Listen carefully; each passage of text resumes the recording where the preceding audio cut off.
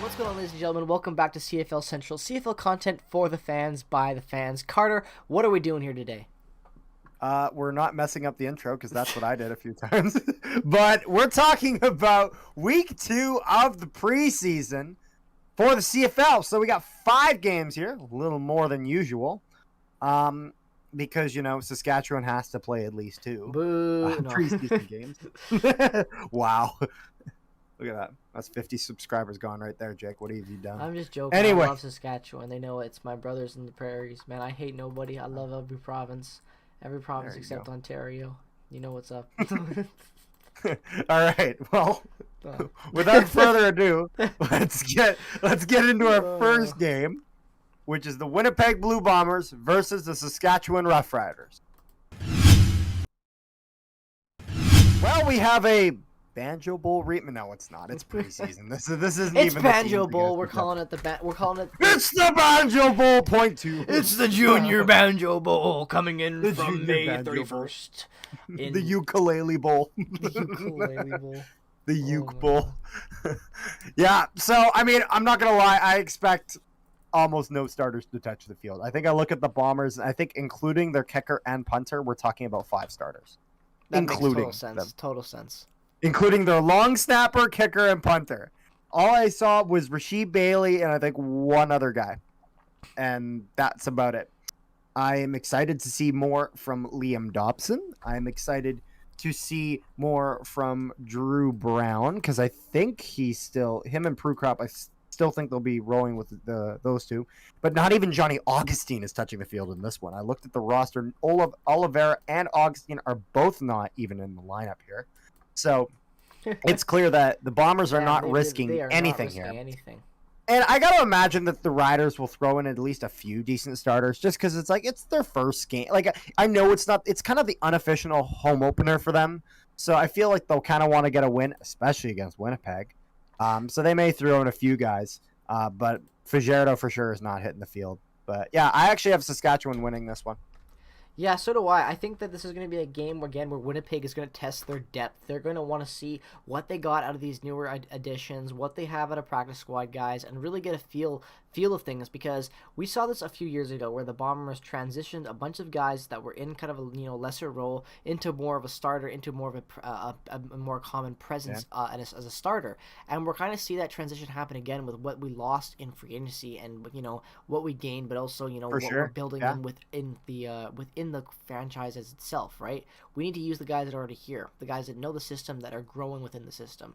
So I think that Winnipeg's just going to be just doing that for the rest of preseason, for the final matchup. Is just evaluate what they have and then use the best of the knowledge they've gathered and send the best lineup you can against week 1.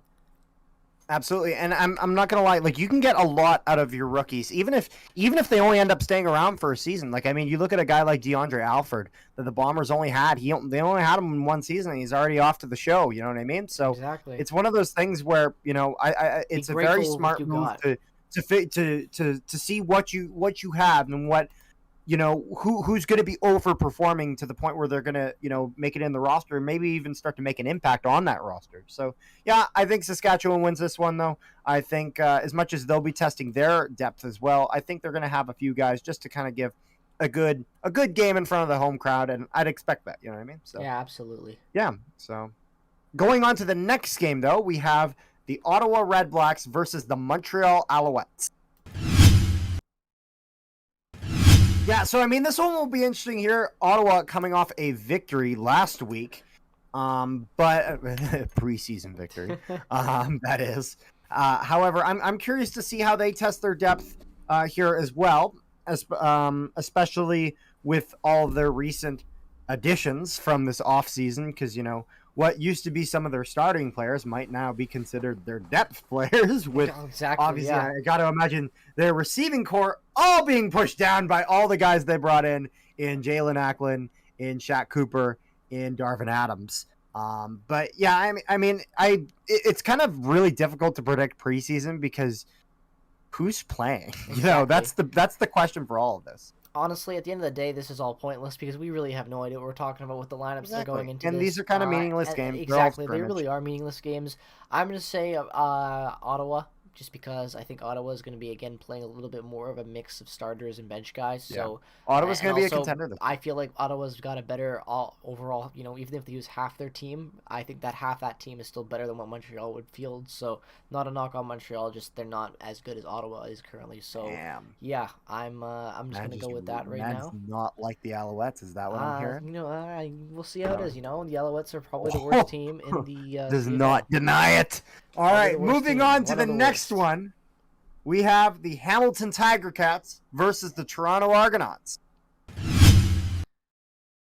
All right, so this will be an interesting matchup because of how close Hamilton and Toronto are together. But this is another example of a game that's really difficult to predict because who's going to be It's playing? 50-50.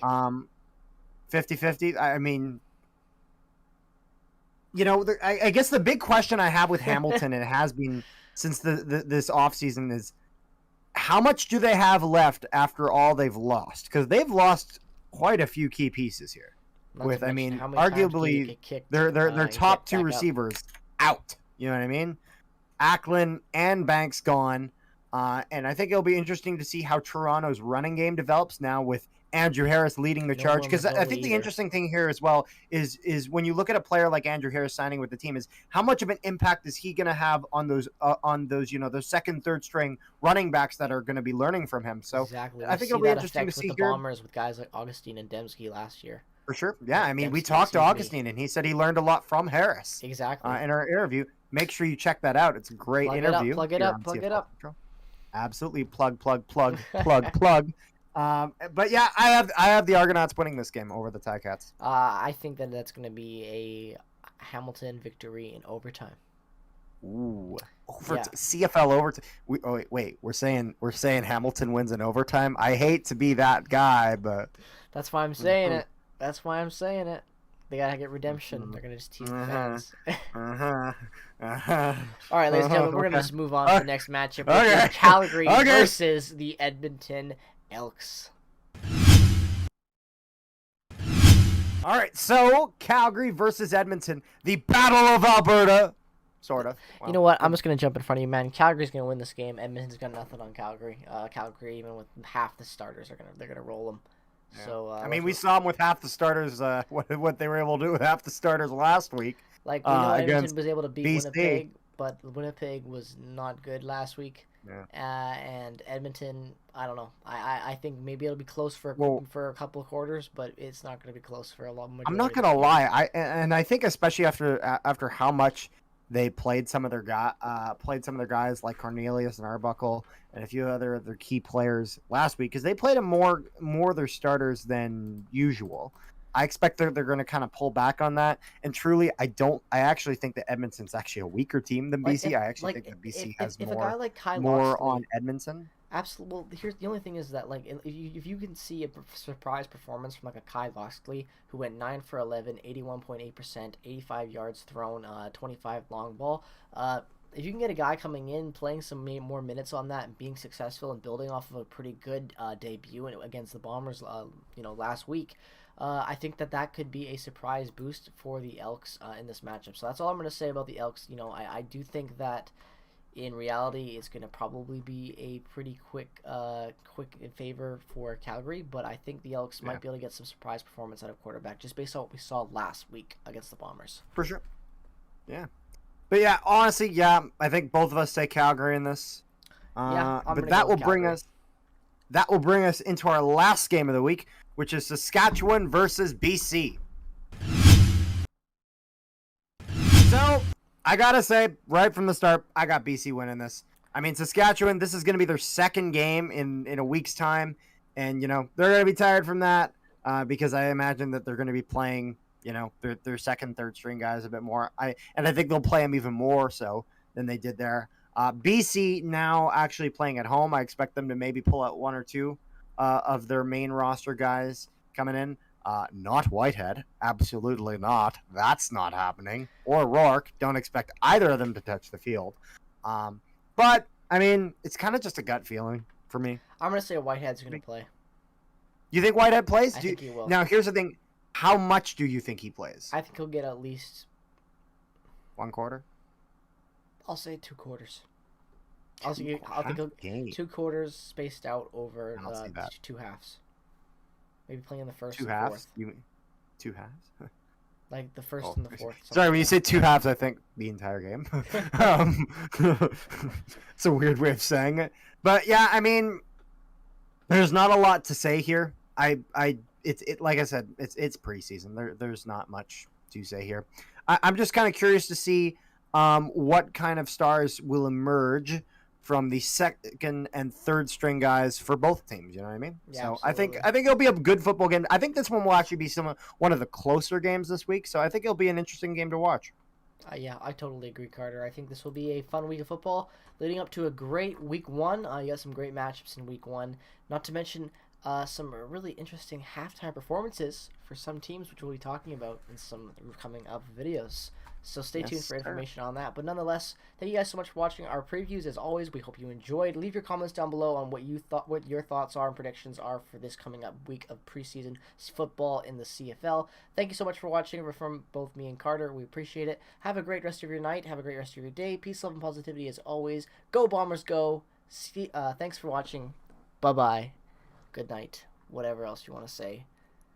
Bye bye.